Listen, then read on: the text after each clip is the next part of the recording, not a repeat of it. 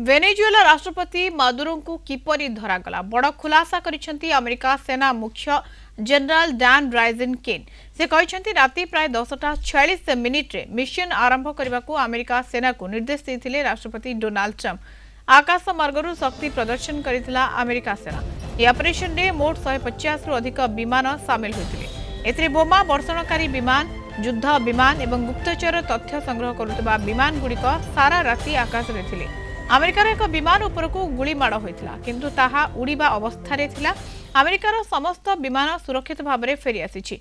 से विमान पूरा मिशन शेष करी फेरिछि। शेषरे वेनेजुएलार राष्ट्रपति मादुरो एवं तांका पत्नी हार मानिथिले। परे सेमानकू गिरफ करिथिला अमेरिका न्याय विभाग।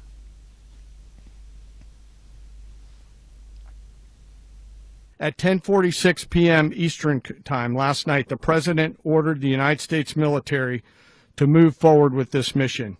He said to us, and we appreciate it, Mr. President, good luck and Godspeed. And those words were transmitted to the entire Joint Force. Over the course of the night, aircraft began launching from 20 different bases on land and sea across the Western Hemisphere. In total, more than 150 aircraft, bombers, fighters, intelligence, reconnaissance, surveillance, rotary wing were in the air last night.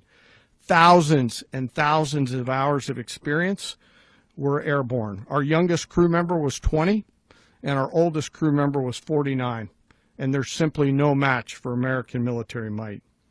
As the night began, the helicopters took off with the extraction force, which included law enforcement officers, and began their flight into Venezuela at 100 feet above the water.